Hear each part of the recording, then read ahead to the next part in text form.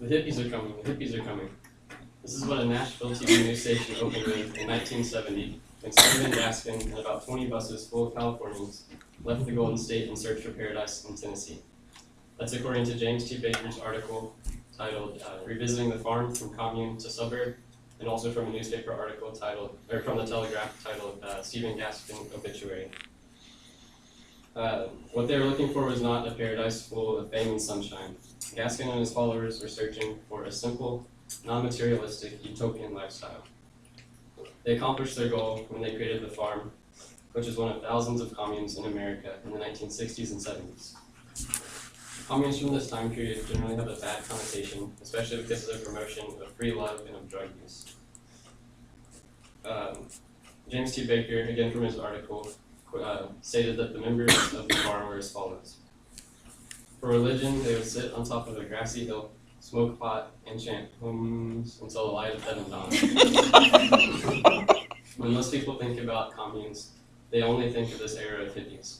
But there are still a number of modern communes in America and around the world today, better known as intentional communities.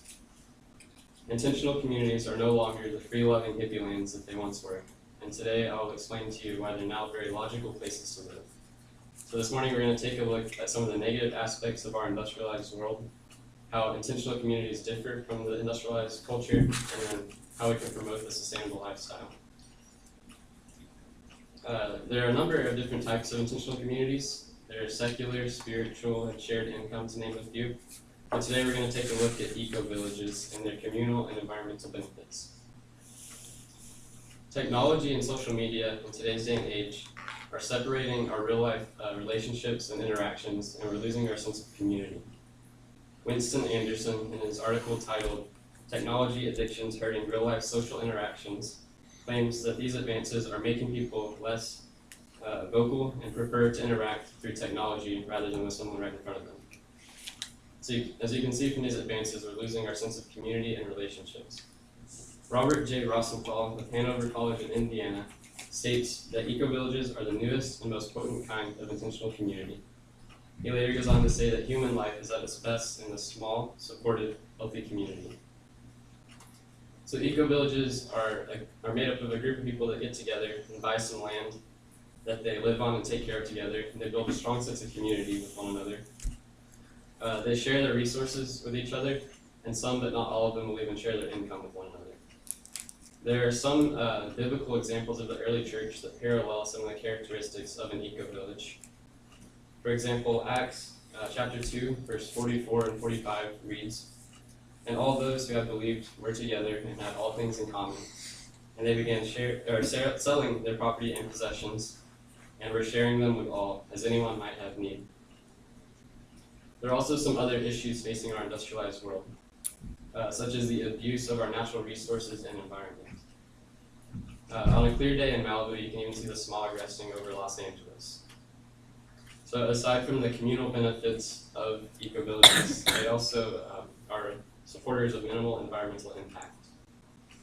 Rosenthal also stated that the only sustainable path for humanity is in the refinement and in the recovery and refinement of traditional community life. One particular eco-village in Missouri called Dancing Rabbit claims on their website that their residents use less than 10% of the resources of the average American. Eco-villages like Dancing Rabbit are capable of this minimal environmental impact through the use of some techniques that are listed by Diana Leaf Christian in her book titled Finding Community, How to Join an Eco-Village or Intentional Community. So first of all, they use solar panels, and these solar panels give them a finite amount of clean energy, so the members of these communities use their electricity very conservatively. Secondly, they use recycled materials for their buildings and housing and other projects. They use carpooling, and they share cars. Dancing Rabbit claims that they have 2 cars and 1 truck for their 60 members, and they get by fine on that limited amount of vehicles. And they live off the land by literally eating the fruit of their labor. So eco-villages are known for their agriculture and farming, and a major part of their diet consists of the fruits and vegetables that they grow on their land. There are also some biblical examples calling us to care for the environment like eco-villages do. For example, Genesis 1 verse 28 reads, And God blessed them, speaking of Adam and Eve. And God said to them, "Be fruitful and multiply, and fill the earth, and subdue it, and rule over the fish of the sea, and over the birds of the sky, and over every living thing that moves on the earth." And again in Genesis 2, verse 15, "Then the Lord God took the man and put him into the Garden of Eden to cultivate it and keep it." So you can see from these two verses that we're called to keep the earth and to look over it, and to not rapidly use up our natural resources and harm the environment like we're doing. So at this point in my speech, you might be wondering how I'm supposed to come up with a policy related to intentional communities, and I have no idea. I'm just kidding. So with us segue to that point, I'd like to introduce you to a community called La'akea Permaculture Community, and this is located on the Big Island of Hawaii. According to their website, they are a committed group of people working together closely as a means to health, relationship vitality, economic stability, personal and spiritual growth. So La'akea is an eco-village like the ones I described earlier. They own some land on Hawaii, as I stated, and they live together and share resources and work together to build a strong sense of community. They also believe that all of their members are equal, so there's no hierarchy of leadership. They all have an equal voice in their community. And they use solar panels and a rainwater catchment system, so this eco-village is highly sustainable on their own. I recently sent an email to La'akea asking if they'd be interested in seeing if we could get some kind of program for Pepperdine started at their community. And Tracy Matfin, a current member at the community, emailed me back and said that she would be interested in seeing if we could get this started. So this program would allow students to live at La'akea for about a month during the summer, just like any other summer international program that we host here at Pepperdine. And students would be able to continue their general education studies there.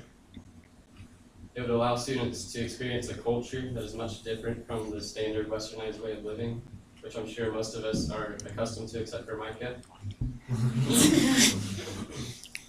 And it would allow students to appreciate nature and God's creation, which will in turn strengthen their spiritual walk. So there are two ways that you can help get this program started. First of all, you can email the International Programs Office at this address here and personally express your support of the program. And secondly, you can sign the petition that is at iPetitions and express your support of the program that way. And I'll be handing out some slips of paper with this information on them after the speech. You don't have to copy it down.